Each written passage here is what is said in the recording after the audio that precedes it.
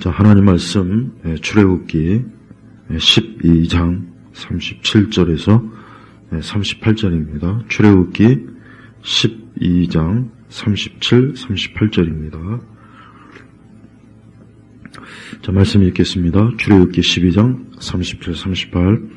이스라엘 자손이 라암셋을 떠나 숫곳으로 향하였는데 아이들 외에 보행하는 남자들이 60만 가량이었고 그 외에 많은 혼합 족속이 이스라엘 자손과 함께 올라갔으며 양과 소와 아주 많은 가축이 그들과 함께 갔다. 아멘. 자, 이스라엘이 이제 애굽을 떠나 이제 가나안으로 향하는 그 여정인데 거기에 보면은 이스라엘 자손이 그러니까 전체 인원이 정확하게는 나오지 않는데 이 37절에 보니까 남자들이 60만, 그러니까 한 60만 명 정도 남성, 성인 남성이 한 60만 명 정도 됐고 그 외에 많은 혼합 족속이 이스라엘 자손과 함께 올라왔으며 사실 정확하게 출애굽한 그 이스라엘 인원이 몇 명인지 사실 모릅니다. 학자들은 대략 이렇게 저렇게 추정을 하지만 또 거기다가 여기 혼합 족속이 있죠. 그러니까 출애굽 당시에 이스라엘 민족과 혼합 족속까지 다 합쳐서 정확하게 도대체 얼마나 숫자가 애굽을 떠나 가나안으로 출발했는지는 사실 모릅니다. 그런데 오늘 38절을 보니까 이스라엘 족속만 출애굽한 것이 아니라 여기 보니까 그 외에 많은 혼합 족속이 옛날 구개역 성경은 잡족이라고 있습니다. 잡족. 우리 바른 성경은 혼합 족속. 그러니까 이스라엘 백성들 말고 이스라엘 민족 말고 여러 많은 다양한 민족들이 그 이스라엘이 출애굽할 때 같이 나온 거예요. 아마 이들도 이스라엘에서 하나님이 행하신 그 능력을 보고 또 저들도 애굽에서 그 노예 생활하는 게 너무 힘들고 고통스러우니까 야, 이참에 우리도 저 이스라엘과 함께 이 애굽을 떠나 우리도 가나안으로 함께 가자. 아마 이런 판단을 한 그 여러 족속들이 출애굽 과정에서 이스라엘 족속들, 이스라엘 민족 거기에 같이 합류해서 이제 나간 거예요. 그러니까 순수하게 이스라엘 민족만 출애굽한 게 아니고 여러 많은 그 당시에 애굽의 노예로 있었던 여러 민족들이 이제 출애굽을 했던 그런 정황이 이 오늘 말씀에 드러납니다. 그 이후에 이제 사실은 이제 이 혼합 족속이 어떻게 됐는지는 더 이상 성경에 여러 구체적으로 어떤 기록이 나오지 않기 때문에 이들이 그 이후에 이제 광야 생활부터 해가지고 어떻게 됐는지는 정확하게 모릅니다. 그러나 한 가지 중요한 것은 순수하게 이스라엘 민족만 출애굽한 것이 아니라 여러 많은 여기서 보니까 많은 혼합 족속이라고 했으니까 상당히 다양한 그 어떤 민족들이 소수 민족일 수도 있고 또 많은 숫자일 수도 있겠지만 여러 많은 민족들이 그 족속들이 어때요? 같이 이제 출애굽한 거예요. 근데 이 혼합 이 종족은 말 그대로 순수한 이스라엘 민족이 아니에요. 아브라함의 씨가 아니라고요. 그러니 사실 이들이 정말 하나님을 경외했겠습니까? 하나님을 사랑하거나 그분을 믿거나 그분을 의지하거나 그러지는 않았을 거예요. 이들은 분명히 자기가 믿는 또 다른 여러 어떤 신, 우상, 잡단, 자기 종족만의 또 자기 민족만의 어느 신을 믿고 그러면서도 이스라엘 그 민족에 섞여서 애굽을 이제 탈출한 거죠. 자, 오늘 우리 특별히 이제 교회, 오늘 우리 지금 교회가 지금 상당히 어려운 문제 중에 하나가 이 교회 안에 이 좌파와 우파 이 성향의 이 교인들이 굉장히 그로 인해서 갈등하고 또 서로 간에 지금 계엄 이 부분에 대해서 또 탄핵에 대해서 서로 간에 굉장히 의견이 많이 대립하고 또 그로 인해서 아주 참 교회가 공연히 이제 그 일로 인해서 좀 이렇게 불편하고 또 좀 굉장히 좀 신경이 날카로운 그런 일들이 사실 좀 많이 일어나고 있고 또 문제는 좀 규모가 큰 교회들은 명확하게 교회는 이 부분에 대해서 어떤 입장이냐 이게 이제 교인들이 궁금해하는 거예요. 그러니까 그러면 우리 교회는 어떤 입장이냐? 그러니까 말 그대로 계엄을 찬성하냐? 윤석열 대통령을 지지하냐? 아니면 윤석열 대통령을 탄핵해야 되느냐? 이제 그런 부분에 대해서 교회가 좀 명확하게 좀 정리를 좀 했으면 하는 그런 교인들의 바람이 있는데 교회는 또 거기에 대해서 그냥 유야무야. 그러니까 그냥 거기에 대해서 명확하게 입장을 내놓지 않고 그냥 나라 위해서 기도합시다. 이 나라가 안정되길 기도합시다. 이 나라를 하나님께서 지키시고 축복하시기를 기도합시다. 이런 식으로만 이렇게 넘어가니까 이게 그렇게 해서 넘어갈 문제가 아니고 결국 교회 안에 서로 정치적 이념이 다른 사람들은 자칫 이것 때문에 서로 적대적이고 감정적으로 불편하고 같은 교인으로서 같이 함께 예배드리고 같이 뭔가 교회에서 활동하는 것도 불편하고 그런 일들이 생기는 거예요. 한 가족 간에도 그런데 교회에서는 안 그러겠습니까? 그런데 이 부분에 대해서 제가 이제 오늘 좀 다루려고 해요. 그래요. 사실 교회 안에 교인이 있지만 그 교인들이 다 정말 거듭나고 중생하고 참 하나님의 정말 성령으로 거듭난 믿는 자이겠습니까? 그렇지 않은 예수님께서도 말씀하셨던 것처럼 교회 안에는 가라지도 있고 양이 있는가 하면 염소도 있고 그걸 우리가 명확하게 사람이 그걸 분별하기는 한계가 있지만 어쨌든 교회 안이 모든 교인들이 다 구원받은 그리스도인은 아닐 거란 말이에요. 그러니까 그 부분에 있어서는 사실 그렇게 이걸 어떻게 할 수가 없어요.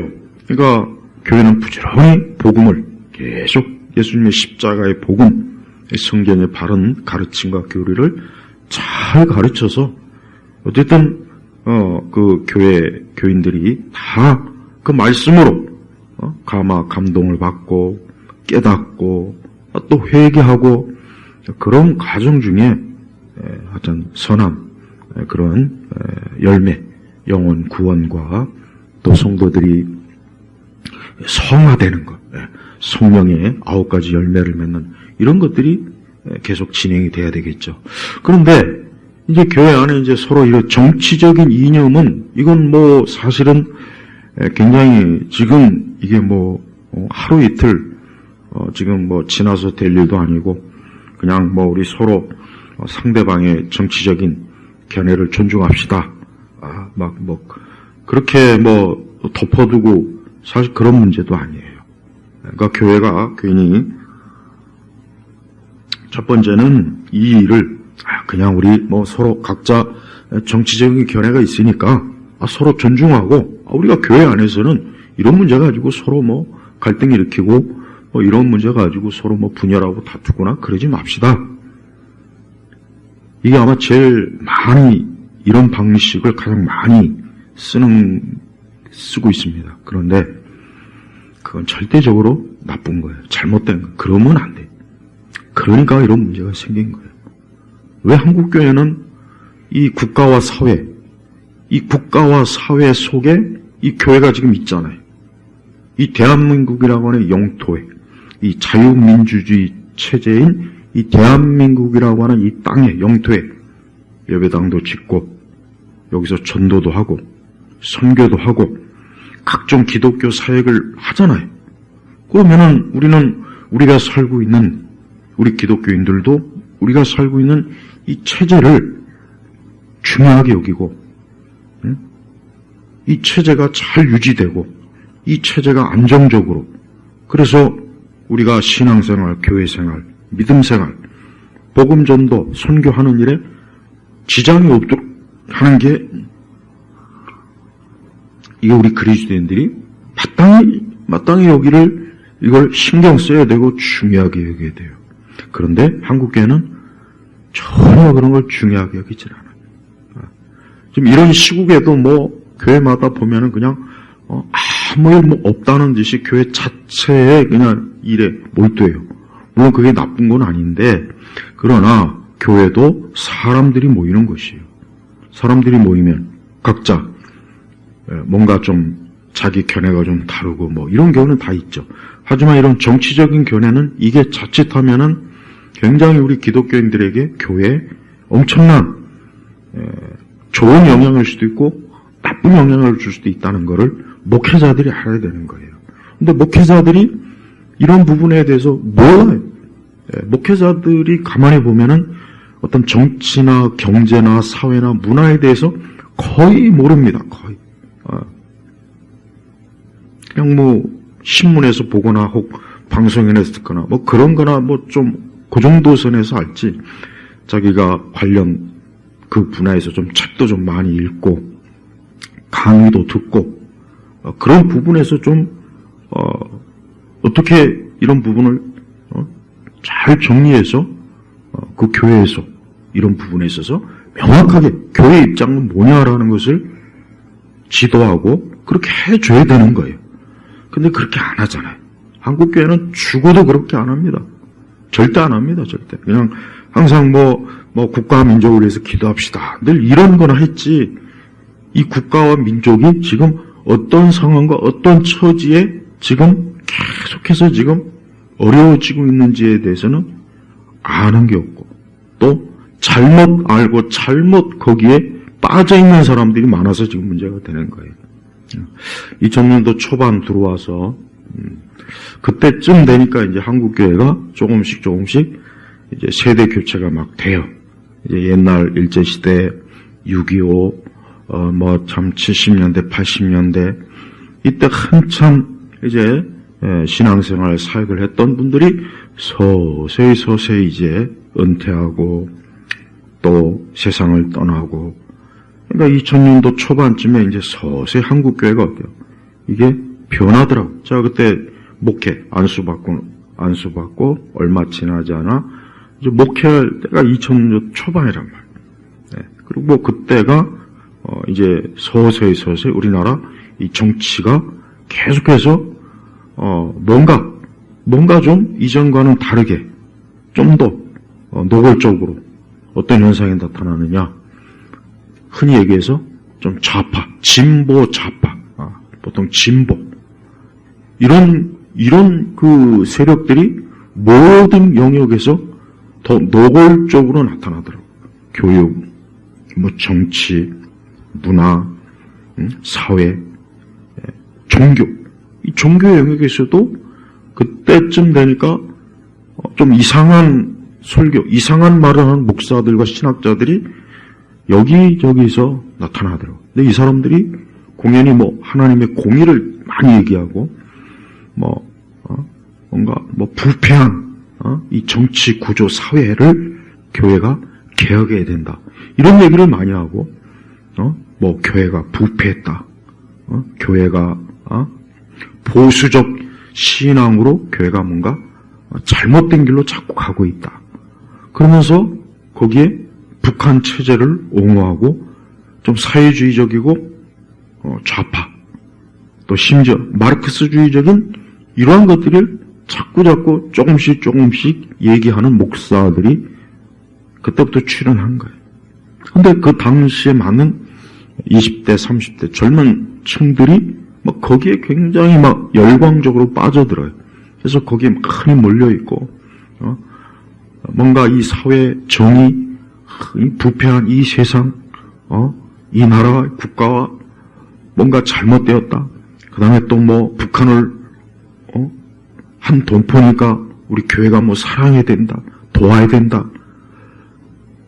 뭔가 모르게 크게 틀린 말은 아닌데 저들은 공연이 어때요? 마치 자기들이 그동안 한국교회가 부패했는데 자기들이 이제야말로 교회를 바르게 개혁하기 위해서 나타난 마치 선지자인 양 그런 식으로 목소리를 높이는 거예요. 그리고 그들이 얼마 안 있다 박근혜 대통령 막 지지를 하고, 그러니까 박근혜 대통령을 막 탄핵할 때 거기에 나와서 촛불 들고 또 여러 세미나, 강의 막 이런데 또 학생이나 청년 이런 어떤 캠프나 수련회 때도 가가지고 뭐 진보 좌파적 그런 내용을 구약의 선지서를 빗대서 마치 어때요? 자기들이 정의롭고 공의로운 하나님의 나라를 이 교회가 이루어야 된다. 이런 식으로 굉장히 많은 사람들한테 박수를 받고 호응을 얻었어요. 그리고 그런 교회들 보면은 지금도 그런 교회들 사람들 특히 젊은 층들이 많이 모여요. 모여가지고 뭐 민족, 민주, 뭐 통일 뭐 이런 관련 세미나 굉장히 많이 듣고 뭐 기독 청년의 뭐 개혁, 기독 청년의 통일 운동, 기독교인들의 통일의 염원, 뭐 예레미야서를 특히 중심으로 해가지고 하나님의 정의와 공의가 이 대한민국에는 없고 이 대한민국은 썩어 빠진. 근데 그 사람들이 단 한 번도 나는 북한을 비판한 걸 들어본 적이 없어요. 공산주의를 비판한 걸 난 들어본 적도 없고 사회주의 비판한 것도 들어본 적이 없어요. 김일성의 저 3대 독재에 대해서 들어본 적이 없어요. 정말 없어요. 그들의 책과 강연에서. 그러면서 이 대한민국을 굉장히 불의하고 하나님 앞에 정말 불의하고 악하고 썩었고 특히 한국교회도 거기에 일조한 그런 아주 한국교회도 그 부분에 있어서 책임이 많은 그런 교회니까 우리 이제 교회가 한국교회가 깨어서 이 민족과 이 나라를 정의롭고 공의로운 사회와 국가로 세우자. 근데 그 사람들의 정체가 결국은 뭐예요? 결국 친북 성향이고 그 사람들의 정체의 뿌리를 보니까 막스와 마르크스 그리고 아예 노골적으로 저 평양, 북한 또 김일성의 3대 세습 또 열렬히 목회 세습에 대해서는 그렇게 열을 올리는 인간들이 왜 김일성 3대 세습에 대해서는 아무 얘기 안 합니까? 뭐 교회하고 뭐 정치는 다르니까? 아니 목회 세습에 대해서 내가 뭐 거기에 대해서 내가 지금 뭐 그걸 다룰 상황은 아니지만 아니 세습에 대해서 그렇게 막 뭐 하나님의 공의와 정의를 무시했다는 둥, 이 교회가 뭐 부패했다는 둥. 아니 근데 그런 사람들이 왜 정치적 저 공산주의 북조선 주체사상 저 3대 세습에 대해서는 왜 아무 비판 안 하냐 이거예요. 그리고 유독 이 대한민국, 이 자유 대한민국을 그렇게 비판하고 그렇게 욕하고 이승만 독재, 박정희 독재, 전두환 독재 그게 아예 단골 주제예요. 그러면서 항상 뭐 평화 이 독재가 되면 안 된다. 굉장히 정의롭고 공의로운 척하면서 그런 사람들이 교회 안에, 신학교 안에, 기독교 언론 관련 단체 안에 들어와가지고 페미니즘, 동성애, 성평등, 그 다음에 북한을 옹호하고 이런 짓들을 많이 했단 말이에요. 그러니까 그런 영향을 받은 사람들이 지금 한국교회 안에 엄청나게 많아요. 굉장히 많습니다. 굉장히. 그리고 또 이제는 봐요. 지금 우리나라의 상황이 어떻습니까? 지금 북한도 북한이지만 저 중국 공산당에 의해서 이 나라가 어때요? 이 나라가 지금 상당히 지금 문제가 어느 영역이든지 지금 이 중국 공산당의 이 어두운 아주 사악한 저들의 계략, 점령, 저들의 영향을 받지 않는 것이 없어요. 오늘 아침자 신문 딥시크를 우리 뭐 정부나 뭐 공무원이나 뭐 이런 쓰지 말라고 해요. 다른 나라도 마찬가지. 왜? 그 딥시크라고 하는 거기에 중국 공산당이 모든 우리의 개인의 정보를 다 빼가고, 그래서 이탈리아는 아예 딥시크 자체를 앱에서 아예 못 들어오게 차단해버렸어요. 지금 미국이나 유럽도 그래요. 자, 저들은 봐요. 저들은 지금 그리스도인이, 제가 아까 초반에 얘기했지만, 그리스도인은 자기가 뿌리 내리고 있는 그곳이 어떤 곳인지 일단 알아야 돼요. 그럼 우리 한국교회는 이 대한민국, 근데 이 자유 대한민국이 그냥 세워진 게 아니죠. 일제시대를 거쳐서 6.25 전쟁, 6.25 전쟁도 북한의 김일성이가 남침을 해서 수백만 명이 죽고 전쟁으로 국토가 완전히 그냥 폐허가 되고, 그런 공산주의로 인해서 엄청난 피해 역사를 직접 겪은 이 나라가, 거기에 북한에 있는 많은 교회와 그리스도인들도 그 북한의 공산체에 있기가 힘드니까 많이 남아있잖아요. 그래서 이 대한민국 남쪽에서 교회를 세우고 여기서 정착해서 신앙생활하고, 우리 한국교회 역사가 그렇단 말이에요. 아니, 그런데 어떻게 우리 한국교회는 그냥 북한 체제와 이 대한민국의 체제에 대한 어떤 차이점을 전혀 아예 인식을 못하는 것 같아요. 지금 이 나라가 공산주의, 사회주의, 중국의 전체주의 감시 체제, 이런 게 되면은 우리가 지금 마음 놓고 예배 드리고 신앙생활 할 수가 있다고 생각합니까? 그럴 수 없어요. 그러니까 지금 좌파, 교회 안에 좌파 성향의 이 사람들은 좀 깨달아야 돼요. 뭐 본인들이 얼마나 뭘 그렇게 잘 알고 얼마나 그렇게 본인들이 똑똑할까요? 제가 볼 때는 자칭 좌파라고 하는 사람들 중에 진짜 제대로 아는 사람도 별로 없어요. 그저 어디서 주워들은 얘기, 뭐 혹 자기가 뭐 젊을 때 운동권, 뭐 대학교 때 뭐 어떤 그런 동아리, 겨우 그런 거나 알고서 감성적 좌파가 돼가지고 뭐 보수는 무조건 나쁘다.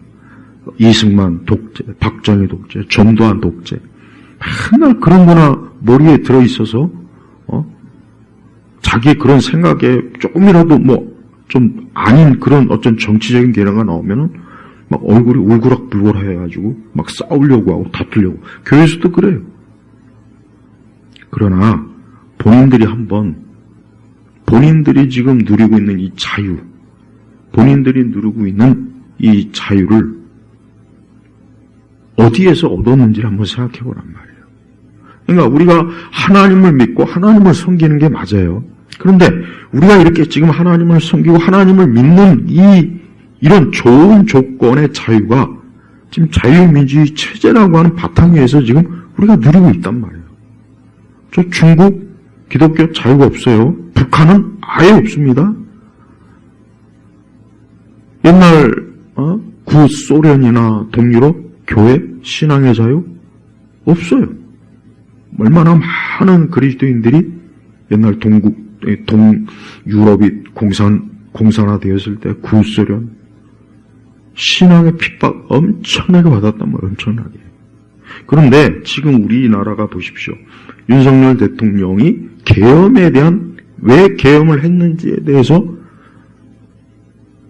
그 내용을 조금 더 생각하지 않고 뭐 보수적 보수. 그 보수란 말만 들으면 경기를 일으키는 이 좌파, 교회 내 좌파들이 굉장히 많아요. 지금 이 중국의 돈이 우리나라 곳곳에, 중국이 한 10조를 투자해가지고 우리나라 곳곳에 그 돈을 다 곳곳에 뿌려서 자기는 이 나라를 아예 속국으로 만들려고 지금 그런 짓을 하고 있어요. 그래서 막 영화나 드라마에 막 투자하고 기업에 투자하고. 왜 투자합니까? 뭐 우리가 예뻐서요? 그게 아니죠. 이 나라에다 자기네들 자본을 통해서 이 나라를 탈탈 털어먹겠다는 거 아니에요. 화교에 대한 지원이 엄청나게 많아요. 엄청나게. 화교에 대한 지원이. 그래서 화교들은 거의 무임승차하는 식으로 대학교 가고 의대 가고 약대 가고 지원받고 우리나라 사람들은 부동산 뭐 좀 하려면은 그렇게 온갖 것 다 막 근데 외국인 우리나라 외국인의 80%가 중국인 그 사람들은 막 대출 받고 부동산 투자하고 이런 것도 속속들이 알지도 못하면서 왜 교회에서 왜 윤석열 대통령을 왜 지지합니까? 왜 계엄을 한 저는 독재자를 지지합니까? 이런 식으로 나오는 그 사람들은 결국은 그 뿌리가 조금 더 기독교의 친화적인 뿌리가 없는 거예요. 자신들 입으로는 교회 와서 하나님 찾고 예수님 찾고 그렇게 하는데 그 하나님과 예수님, 성경과 교회를 부정하는 그 공산주의, 저 김일성 주체 사상, 저들의 뿌리를 둔 그런 정치 세력 체제를 마음으로, 생각으로, 몸으로 열렬히 지지하면서 어떻게 예배당 와가지고 주여주 하고 있습니까? 앞뒤가 안 맞잖아요, 앞뒤가 안 맞아요. 그러니까 본인들의 좌파 성향이면 저 북한으로 가든지 저 중국 공산당 거기 가가지고 하든지 그렇게 해야 되네. 아니면 저 베트남으로 가든지. 왜 자유 대한민국 체제에 와가지고 이 자유 대한민국 체제를 지금 무너뜨리려고 하는 친중 친북 세력이 지금 정치적으로, 사회적으로, 경제적으로 이 나라를 온통 그냥 파괴하려고 하잖아요.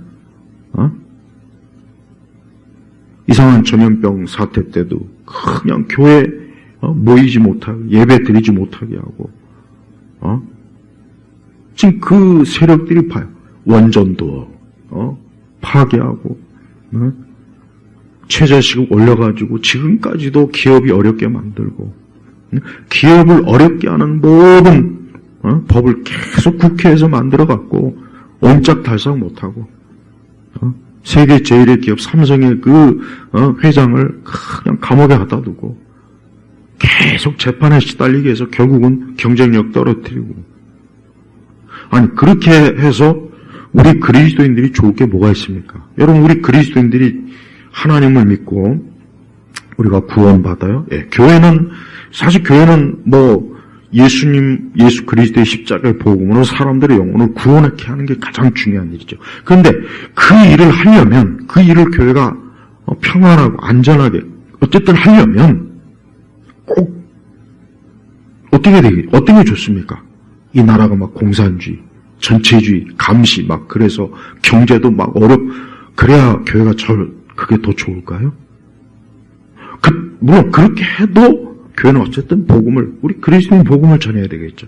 그러나 이왕이면 평온하고 안전하고 복되고 좀 더 체제가 안정적이고 모든 면에서 잘 되면 우리 교회나 우리 기독교인들이 신앙생활도 얼마나 하기 좋고 전도하는데도 전혀 지장 없고 그러니까 교회 안에 있는 좌파들은 자기들은 지금 편안하게 앉아갖고 신앙생활 할 거 다 하고 누릴 거 모든 걸 다 누리면서 정작 그런 거를 뒷받쳐주는 이 체제를 무너뜨리는 그런 좌파, 친북, 친중 세력의 그런 정치인들을 지지하고 그들에게 표를 주고 그들을 옹호하고 교회에서 그들의 말을 자기들끼리 또 막 여기저기 전하고 목사들도 신학자들도 전도사들도 그게 정상입니까?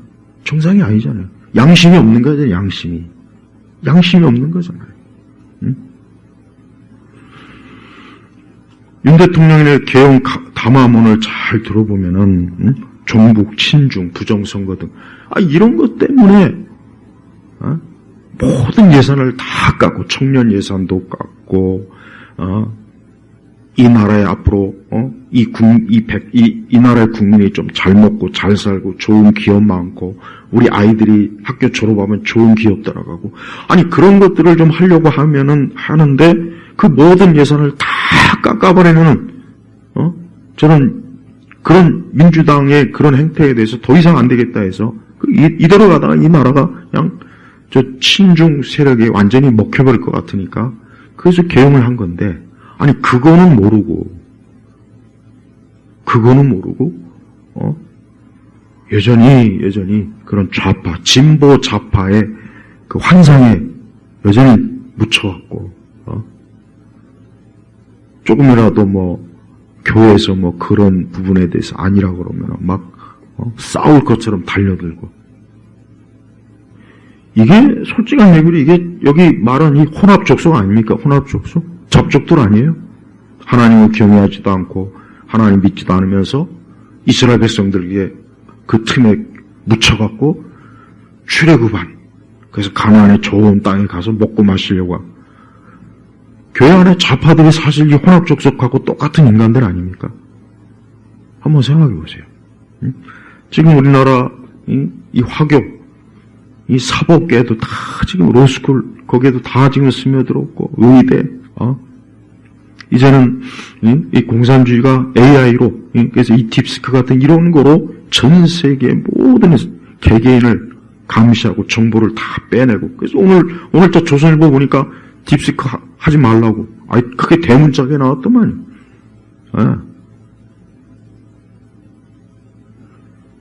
근데 그런 중국 공산당에게 탈싹 달라붙어서 중국 공산당을 찬양하고 높이는 그런 좌파 정치, 좌파 정당 세력들을 옹호하는 사람은 도대체 누구입니까?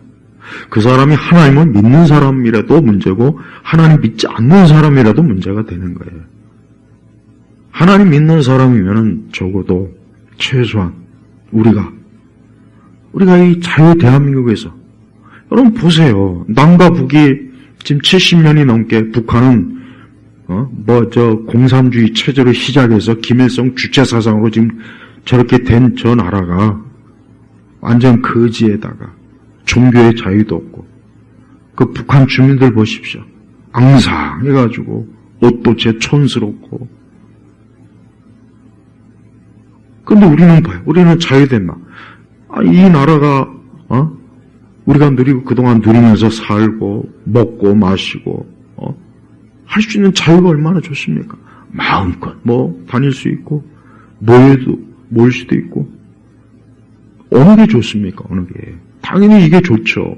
그럼 이와 같은 자유를 훼손하고 이런 무너뜨리려고 하는 친중 종북 세력들이 지금 윤 대통령을 저런 식으로 모든 법적 절차를 다 무너뜨리고 판사들 자체가 친북 성향의 판사들이 꽉 들어차갖고 말도 안 되는 판결하고 간첩은 풀어주면서 대통령은 가다놓고 적법한 절차에 하지도 않고 마구제비로 칼춤 추듯이 문화혁명 때 마치 죽창 들고 몽둥이 들고 자기 부모와 스승을 때려 죽인 그 홍위영 노릇을 하는 저런 검찰, 경찰, 국회의원 아니 저런 세력들을 우리 그리스도인들이 지지해야 됩니까? 그게 하나님 기뻐하시는 걸까요? 그러니까 그게 하나님이 기뻐하시면은 그렇게 해야죠. 근데 과연 그게 하나님 기뻐하시냐? 여러분 하나님께서는 우리에게 이 말씀을 주셨어요. 이 말씀은 특별 계시예요. 그러나 하나님께서는 또 보편적 인간에게 양심을 주셨어요. 그러니까 우리 그리스도인들은 이런 하나님의 말씀과 보편적 양심을 통해서 우리가 이 세상을 살아야 돼요. 물론 우리가 완전한 건 아니에요. 우리가 얼마나 많은 불완전함과 우리가 또 얼마나 또 죄를 많이 지고 허물이 많습니까? 그러니까 우리 예수님께서 우리를 십자가에서 우리 대신해서 우리의 죄를 담당하신 거예요. 그래서 우리는 그분을 믿고 그분을 바라보면서 우리가 인생을 사는 거예요. 어느 영역에 있었든지. 그러면서 우리는 어때요? 하나님께서 기뻐하시는 방향으로 우리의 양심과 생각과 우리의 지식, 모든 제도, 체제도 하나님이 기뻐하는 쪽으로 자꾸자꾸 어때요? 발전해 가야죠. 그러니까 자유민주주의 체제가 완전한 건 아니지만 공산주의나 사회주의보다는 낫잖아요. 역사적으로도 봐요. 공산주의, 사회주의 조금 더 국민을 귀하게 여기지도 않는 저 공산주의. 중국 공산당은 자기들만 먹는 물, 음식, 양식 다 별도로 있어요. 마윈이 그거 비판했다가 몇 년 동안 잠적했잖아요. 대중 앞에 못 나왔잖아요. 중국 공산당이나 옛날 구소련은 공산당원이 왕족이요 귀족이라 그들이 모든 권력을 갖고 모든 좋은 것 먹고 마시고 입고 그리고 나머지 백성들은 완전히 거지처럼. 지금 이 대한민국도 봐요. 대한민국도 점점 나라가 이상하게 되지 않았잖아요. 세금은 자꾸 높아지고 그렇다고 기업은 또 기업하기 힘들고 좋은 직장은 별로 없고 근데 또 외국인들은 또 몰려오지. 그것들한테 좋은 국가에서 지원하고 오히려 우리 자국민은 차별하고. 이걸 지금 누가 만들고 있습니까? 자칭 진보, 좌파, 종북, 친북 이런 자들이 국회의원이 되고 대통령이 돼가지고 나라를 지금 이 모양 이 꼴로 만들고 앞으로 이거보다 더 아주 강력한 전체주의로 만들려고 지금 윤 대통령이 나라를 건져보겠다고 저렇게 지금 감옥에 들어가 있고. 근데 정작 윤 대통령을 내란 괴수다. 진짜 내란을 일으킨 자들이 누굽니까? 사법부가 엉망진창이잖아. 이번에 여러분 봤죠? 우리 교회 안에 자칭 좌파들, 본인은 좌파라고 안 해도 대통령이 내란 괴수라, 우리나라 보수, 이승만, 박정희, 이 독재자들, 전두환 독재자들. 역사적으로 좌파 성향의 대통령들이 한 건 아무것도 없어요. 아무것도. 맨날 나라 기업이나 팔아먹고 기업 허물고 이 나라를 그냥 곳곳에 잘못된 정신을 주입시키는 그런 짓들을 했고, 진짜 정작 나라를 발전시킨 사람들은 우파 대통령이에요. 이승만, 박정희, 전두환, 이명박, 박근혜 대통령, 그 다음에 윤석열 대통령. 이런 사람들이 정말 국민을 조금이라도 보고 좀 좋게 하려고 애를 쓰고 제도를 고치고 경제를 좋게 하려고 무지 애를 썼지. 그 좌파 대통령 그 인간들은 나라를 허무는 짓만 했어요. 허무는 짓. 이전에 5년 동안 보세요. 그 엄청난 국가 빚을 그냥 그 이전 수십 년 때 이런 생긴 빚보다 그 5년 동안 국가 빚이 더 많이 늘어났어요. 거기다 중국 사람 우대하고 외국인들한테 3년 거주하면 투표권. 그럼 이 나라가 도대체 누구에 의해서 이 나라가 지금 움직이는 거예요, 도대체? 누구를 위한 국회의원이고 누구를 위한 행정과 사법과 누구를 위한 군대와 누구를 위한 경찰입니까? 그러니까 우리 목사님들이, 목회자들이, 저도 목회자지만 이런 문제에 대해서 좀 평소에 가르치라는 얘기예요. 왜 이게 교회하고 뭔 상관입니까? 자꾸 그런 얘기하는데 신학과 철학과 정치는 뗄래야 뗄 수가 없어요. 공부를 해보면은 자연히 정치적, 철학적, 이념적인 것들이 달려나올 수밖에 없다고요. 신학을 공부하면은. 그러니까 결국은 얼마나 많은 목회자들이 결국 이런 일에 대해서는 괜히 불편하니까, 또 본인 자신이 좌파니까. 우리나라 목회자들 거의 좌파예요. 40대, 50대. 예. 거의 좌파예요, 거의. 가만히 얘기 들으면 전두환 독재, 박정희가 독재고, 이승만. 그런 목사들 보면 나는 솔직히 나도 목사지만, 어떻게 저런 게 목사가 돼가지고, 저게 무슨 목사냐, 저게. 역사도 제대로 모르는 무식한 자가. 이런 세속 역사도 모르는 무식한 자가 성경 역사는 알겠나? 그동안 한국교회는요, 정말 말해야 될 것은 말 안 하고 지금도 막 수천 명, 수만 명 이런 데 교회들 보면은요, 맨날 그냥 나라를 위해서 기도합시다. 근데 그 안에 좌파 성향의 기독교인들이 자칭 난 기독교인이라고 생각 안 하는데 그 사람들이 우글우글거려요. 하면서 윤석열 대통령 독재 내란 수계를 파멸시켜달라고, 빨리 탄핵되게 해달라고. 하나님께서는 그런 걸 경건하다고 보지 않아요. 우리는 경건이라는 것을 교회 안에서 기도 열심히 하고 헌금 잘 내고 교회 출석 잘하면 그걸 그냥 경건하다고 치더라고요. 그렇지만 바른 체제와 제도를 위해서 열심히 그것을 지키기 위해서 사는 그리스도인 그 사람들이 진짜 경건한 거예요.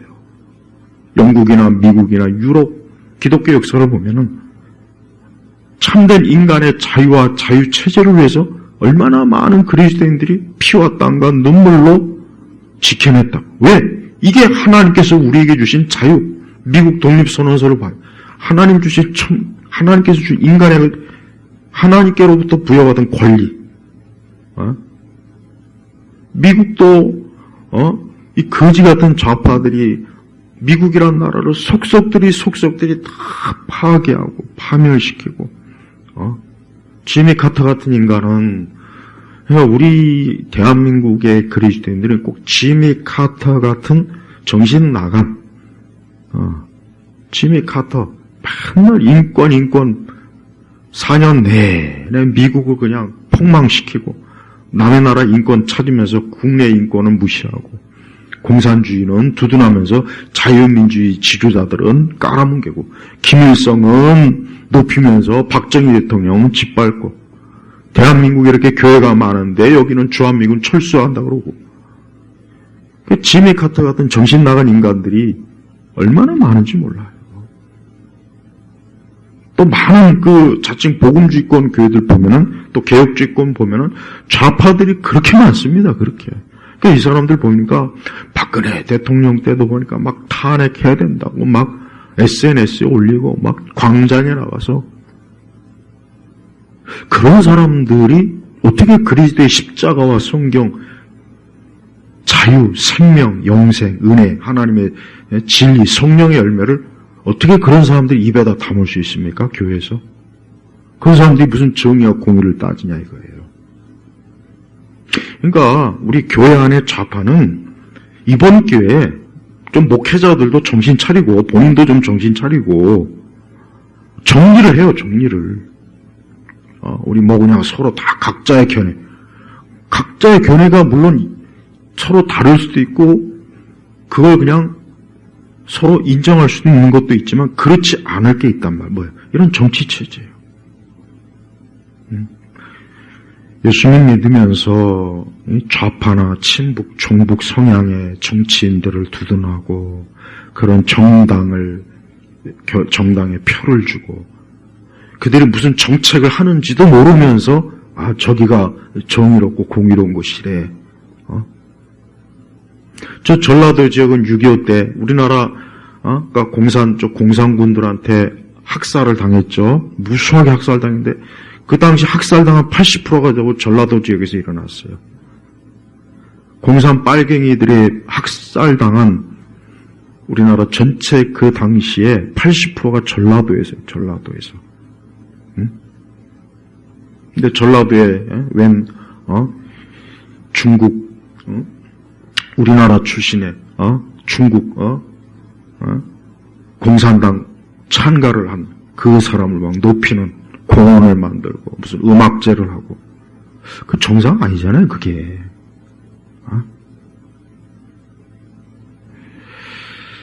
중국은 특히 이제 북한도 문제지만 북한은 벌써 이미 오래전부터 이 대한민국 곳곳에 간첩을 보내고 자생 빨갱이들은 더 많고 또 중국은 그 막대한 돈을 가지고 반일 선동에 하는 영화나 드라마에 돈 대주고 제작사에 돈 대고 언론사에 막 돈을 엄청 투자하고 그러니까 그들의 목소리가 이 사회에 퍼지는 거예요. 그래서 2000년대부터 계속 우리나라 남녀 갈등, 서로 평등 뭐 이런 체제, 그 다음에 또 무슨 이 대한민국에 대한 혐오스러워. 이거 다 보니까 중국 공산당이 뒤에서 조작한 그런 선동-선정 전략으로 이 나라가 지금 만신창이가 된 거예요, 만신창이가. 그리고 교회는, 교회 안에도 그런 선동-선전에 넘어간 그런 사람들이 교회 안에도 거의 80%가 넘어요, 80%가. 그러니까 우리나라 교회가, 지난 그 전염병이 막 돌 때도 보니까, 예배를 좀 사수하기 위해서 막 이런 거는 거의 안 하고, 무슨 비대면 예배니 뭐니, 뭐 이상한 거 막, 그거 또 옹호하는 목사도 있었죠, 그거 옹호하는. 그 미친놈이에요, 그거. 지금도. 근데 그런 목사들을 막 수천 명, 수만 명이 막 열광적으로 거기 가서 막 예배 드려요. 그러니까 가만히 보면은 성경을 제대로 가르치고 교리를 제대로 가르치는 교회는 사람들이 잘 안 와, 진짜. 맨날 감성 타령, 좌파적 감성에 매여가지고 맨날 질질 짝이나 하고, 맨날, 자아숭배에 빠진, 그런 에고이스트, 그런 나르시즘에 빠져가지고 맨날 강단에서 질질 짝이나 하고, 감성적인 얘기나 맨날 하고, 그런 좌파형 목사들만 전성기를 맞은 거예요. 2000년대부터. 지금도 마찬가지예요. 지금도 교회 안에 있는 많은 젊은 층들은 그냥 교회에 가서 노래 부르고 춤추고 장구 치고 북 치고 드럼 치고 기타 치고 막 그런 데 가서 막 열광이야. 거기가 정말 하나님이 계신 곳인가요? 거기 무당이 아니에요. 무당 아니겠어요? 무당. 이번에 국회 증언에 무당도 나와서 있더만요. 무당도. 또 기독교인들한테 이제 혐오감을 뭔가 주려고 뭔가 공작이죠, 공작. 박근혜 대통령 때 뭐 무속인이 어쩌고 저쩌고. 그래서 많은 교회들이 그 당시 박근혜 대통령에 대해서 등을 돌렸죠. 어떤 목사들도 박근혜 대통령 옹호한 목사도 없었어요, 그때. 근데 나중에 보니까 다 거짓. 그 당시 그렇게 잘못된, 비열한, 저급한, 사악한 공산주의 빨갱이식으로 박근혜 대통령을 몰아내고 쫓아내고 끌어내는데도 한국 교회는 찍소리도 안 하고 주둥이 닫고 있었어요. 그 대형교회 목사들, 영향력 있다는 무슨 대단한 목사라고 그렇게 설정되는 목사들도 주둥이 꽉 닫고 아무 소리 안 하더만. 겁나니까 괜히 뭐라고 했다가 괜히. 교회 안에서만 뭐 하나님이 위대하시고 전능하시고 교회 밖에 나가면 찍소리도 못해요. 좌파 정치인들 앞에서 찍소리도 못하고 주둥이 꽉 닫고 있고 아무 소리 못해요. 아무 소리.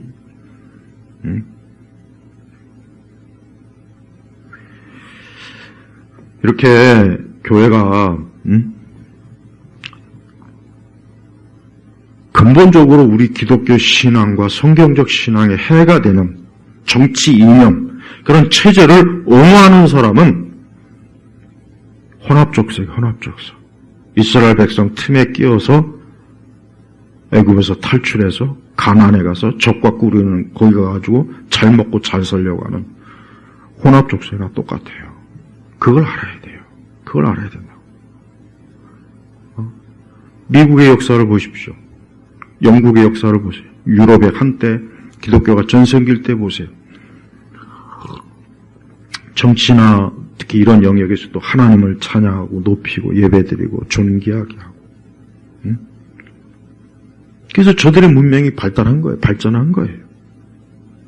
근데 왜 우리나라 교회는 교회에서 이런 바른 정치 철학, 이념에 대해서 전혀 언급을 안 하고, 그러니까 지금 이런 일이 벌어지니까 또 교회 안에서도 이 좌파 우파 간에 막 갈등, 아직도 좌파가 많으니까 교회 안에 우파적 성향에 있는 교인들이 오히려 마치 무슨 죄인 취급받고, 목사는 주둥이 꽉 닫고 있고, 그 정리도 안 해요.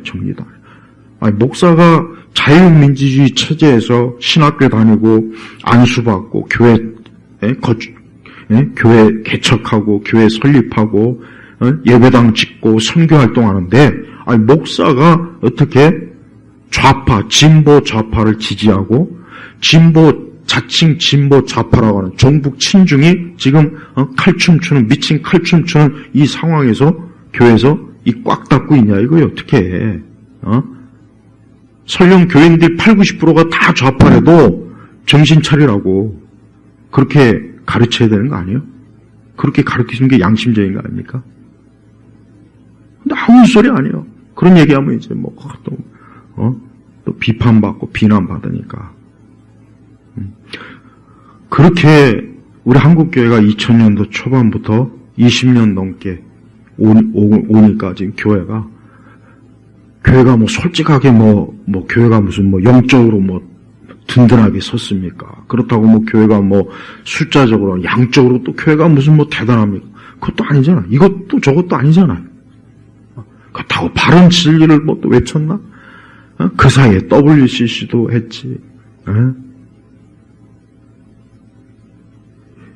이렇게 영적 배교도 하고 정치적으로 빨갱이나 좌파, 진보 좌파에 빠져들고 진보 좌파적 정치인들을 높여 세워주고 그런데 지원하고 빨갱이 간첩들한테 이용당하는지도 모르고 막 북한에 갖다 퍼주고 그런 짓을 수십 년 동안 한 결과가 지금 이렇게 나타나는 거예요.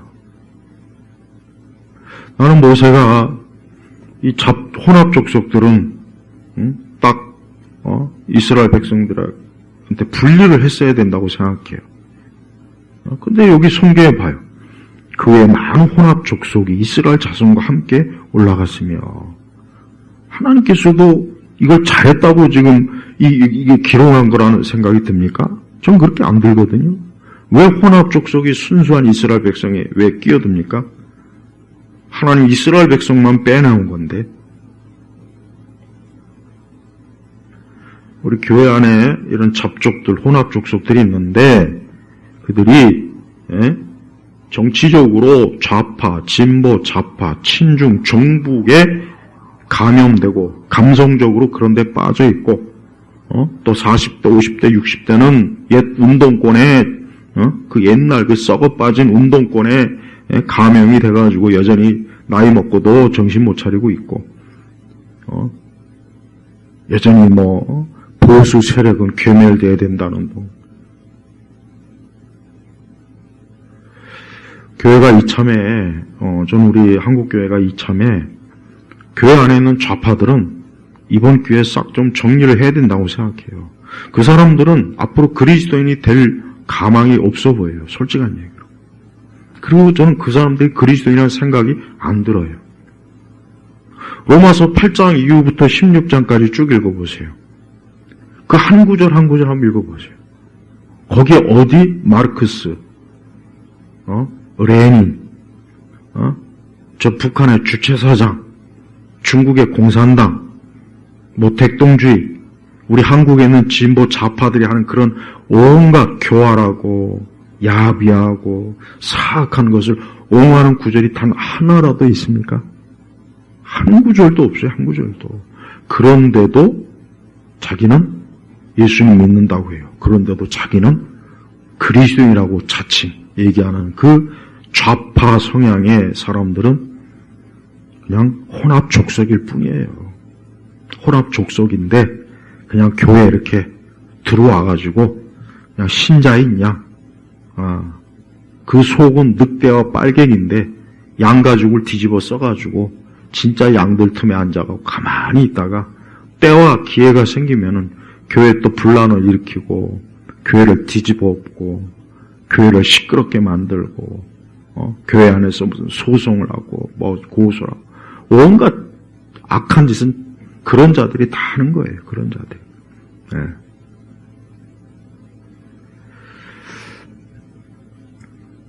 이런 얘기를 한다고 해서 제가 볼 때 좌파들이 사실 들을 것 같지는 않아요. 솔직한 얘기로. 네.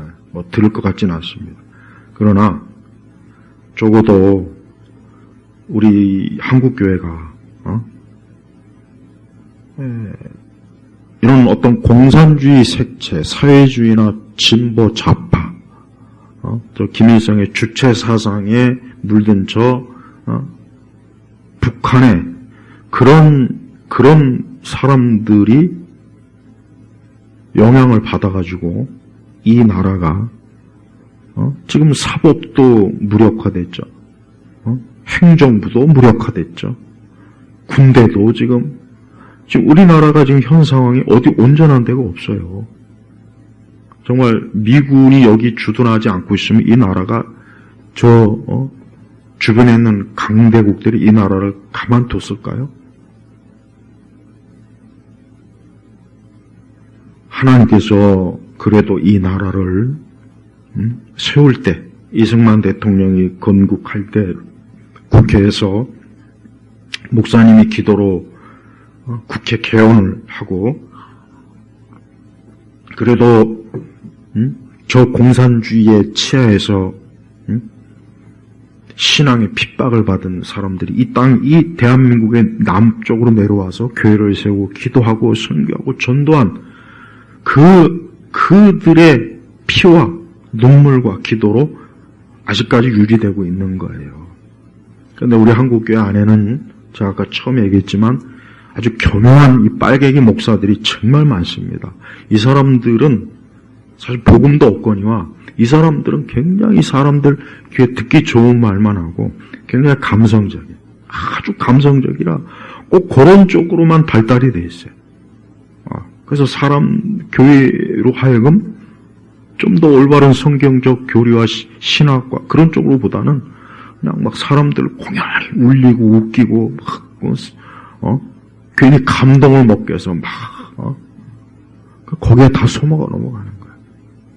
그러면서 이제 공의 정의 얘기하고 박근혜 탄핵돼야 된다고 전두환은 독재자라고 그러고 이승만도 박정희도 독재자라고 이명박도 독재자라고.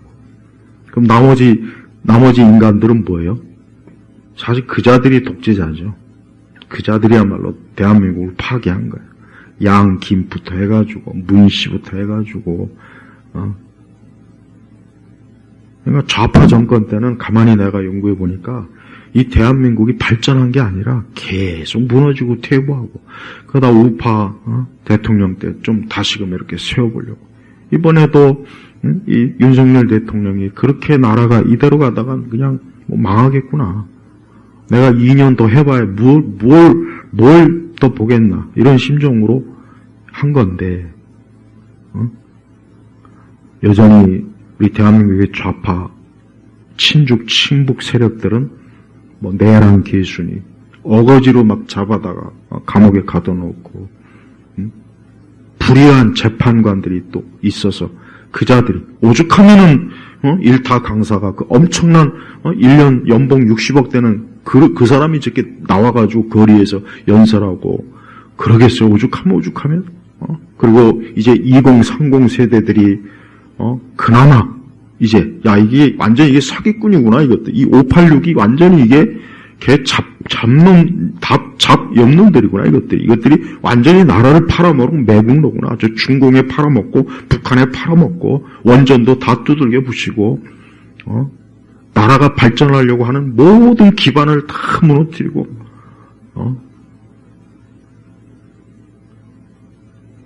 북한을 숭상하고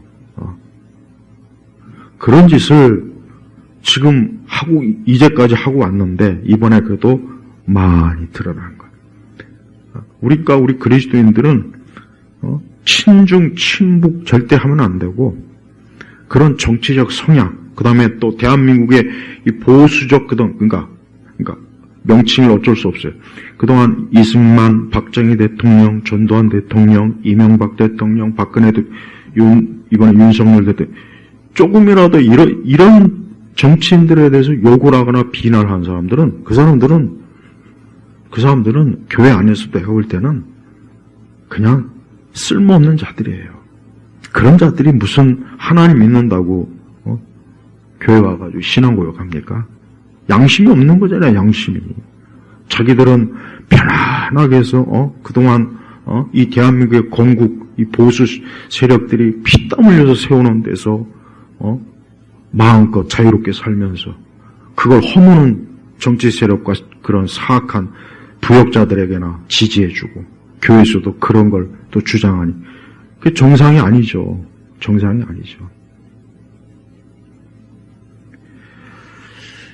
잘못된 정치 사상은 우리 기독교 신앙의 믿음 생활, 교회에 절대 도움이 되지 않고 큰 해를 줘요. 이 혼합 족속들이 광야 40년 동안 이들이 과연 하나님을 경외했겠습니까? 이들이 얼마나 뒤에서 불평불만하는데 같이 또 조장도 할 것이고 모세, 아론을 비방도 하고 불순종하게 하고 이 혼합 족속들이 그런 짓을 하면서 40년 동안 광야에 있지 않았겠어요? 이 혼합 족속들은 사실은 출애굽할 때 데리고 나오면 안 되는 세력들이었어요. 아니면 그냥 너희 딴 데로 우리 따라오지 말아라 이렇게 했어야 되는 거예요. 교회 안에 혼합 족속이 있어요. 양과 염소가 있고 늑대와 이리도 있는 거예요. 그런데 교회 안에 이 좌파들이 사실은 뭐예요? 혼합 족속이고 그 자들이 사실은 늑대와 이리나 마찬가지예요. 그 사람들이 가지고 있는 정신 상태, 그 사람들이 가지고 있는 어떤 감성, 그 사람들이 바라보는 세상은 절대 우리 교회와 기독교에 조금도 유익이 없고 하나님께 영광을 돌릴 수가 없다는 것을 꼭 알아야 됩니다. 그러니까 교회마다 이번 기회에 정리해요, 정리. 좌파 성향의 교인들에게 정신 차리라고 그랬어요. 정신 좀 차리시오. 세상을 좀 제대로 보고 살라고, 지금 세상을 좀 제대로 보고 살라고, 나이 값 좀 하라고. 어린애면 그러려니 하지만, 그 지식인의 아편이라는 그 책에 다 나오지 않습니까? 공산주의 좌파가 얼마나 허망하고 보잘것없는 인생을 파멸시키는 이 사회와 국가와 세상을 더럽히는 그런 악한 건지 그런 걸 깨우쳐야지. 그런 걸 얘기 안 하고 우리 뭐 서로 간에 싸우지 맙시다. 다투지 맙시다. 서로 인정해 줍시다. 뭐 서로 간에 좀 상대방을 존중합시다. 그런 말 같지 않은 말로 여전히 인기나 얻어보려고 하는 목사나 그런 교회들은 양심이 없는 거예요. 양심이 화이맞은 거예요. 지금도 저 추운 데서 밤이고 낮이고 고생해가면서 거기엔 믿지 않는 사람들도 있지만 우리 예수님 믿는 사람들이 굉장히 많아요. 그 사람들이 그 고생해가면서 그나마 이 자유민주주의 체제를 지키려고 저 공산주의, 친북, 종북, 저자들의 부역자들이 지금 대한민국 언론, 사법, 사방 천지에서 무당 칼춤 추는 이 상황에서 이 나라를 지켜보겠다고 하나님 앞에 기도하면서 저렇게 애를 쓰는데 양심이 없는 거죠. 그런 분들을 비방하고 욕하고 보수 꼴통이라고. 그러니까 그런 말을 하는 목사나 혹시 교회 다니는 사람들은 그 사람들은 악마 새끼들이에요. 마귀 새끼들이에요. 마귀 새끼들. 다른 게 마귀 새끼입니까? 그런 것들이 마귀 새끼들이지. 그래도 저는 요즘에도 예전에 박근혜 대통령 때하고는 그래도 확실히 이 사회가 그나마 이번에 윤석열 대통령 그리고 또 많은 사람들이 그나마 많이 깨어나고 2030이 또 저 586 저 사악한 운동권에 그 음흉한 그 흉악한 저들의 실체를 많이 알게 돼서 요즘은 제가 이런 설교하기 이런 얘기하기가 훨씬 편하고 이제 부담이 없어요. 그 일타 강사가 하는 걸 한번 들어보세요. 자기를 뭐 좌다 우다 생각하지 말고 그 사람이 전하는 메시지를 들어보시란 말이에요. 그거 듣고도 생각이 바뀌지 않으면 그거는 그냥 그 인생은 그냥 기생충이라고 보면 될 것 같아요. 하지만 예수님의 이름을 부르고 하나님의 이름을 부르고 그 손에 성경을 들고 있는 사람이 그런 기생충 같은 인간이 되면 안 되죠. 그거는 기본적인 인간의 양심을 거역하는 거예요. 오늘 이 금요 강단에서 제가 이런 얘기를 하는 거는 한국교회 안에 전혀 아직도 너무 좌파들이 많아서 좌파 감성에 취한 사람들이 너무 많아가지고 아직도 이 상황을 이걸 분위기 전혀 인식을 못하고 아직도 그냥 잠에 취한 건지 죽은 건지 그런 상태에 있는 사람들이 많아서 그런 겁니다. 그러니까 교회마다 이 좌파 교인들은 여기 혼합 족속, 잡족이라고 여기셔야 되고 먼저 그들에게 그 무지함을 깨워주시고 바르게 좀 세상을 보라고 가르치고 깨워줘야 돼요. 그래도 안 들으면 할 수 없는 거예요. 그래도 안 돼요. 그런 사람들은 교회 있어봐야 교회만 더럽혀져요. 그러니까 교회 안에 빨갱이 좌파 진보들은 좀 나가서 자기들끼리 교회를 세우든지 저 북한이나 중국 공산당 저 앞에 가서 세우든지 아니 베트남 가서 교회 세우라 그래요. 거기 가서 한번 신앙생활 잘도 할 거예요. 예? 말씀 마치겠습니다. 많은 혼합족속이 이스라엘 자손과 함께 올라갔으며 라고 했어요. 사실 이건 좋은 건 아니에요. 교회 안에 할 수 있는 한 하나님을 참 사랑하고 말씀을 사랑하고 성령의 열매를 맺고 그러면서 하나님께서 우리에게 주신 보편적 양심 또 이 세상을 더 좋게 선한 영향을 또 선한 그런 세상을 만든 일 우리 기독교인들이 거기에 참여해야지. 세상을 붉게 만들고 폭력과 살인과 폭동과 무정부 상태와 개판으로 만들고 좌파나 공산주의자들만 잘 처먹고 잘 먹는 그런 세상 나머지는 다 노예가 되는 그런 대한민국이 되면 안 되지 않습니까? 그래서 오늘 이 말씀을 전하는 겁니다. 기도하겠습니다. 하나님 아버지 감사합니다. 오늘 이 말씀을 통해서 많은 사람들이 혹 듣는 사람들 중에 아직도 잘못된 사상과 이념에 사로잡힌 사람들이 있다면 좀 제대로 다시 한번 깨닫고 하나님 앞에서 그리스도인으로서 그것이 온전한 양심인지를 깨우칠 수 있도록 하시고 또 믿는 우리 성도들이 이 땅에서 우리가 천국에 가는 그날까지 이 땅에서 유익한 인생으로 할 수 있는 한 우리가 비록 죄 가운데 죄인이지만 용서받고 주의 은혜를 받은 그런 사람으로서 날마다 하나님 앞에 더 좋은 성도로 그런 인생으로 살 수 있도록 이끌어 주옵소서. 예수 그리스도의 이름으로 기도 올렸습니다. 아멘.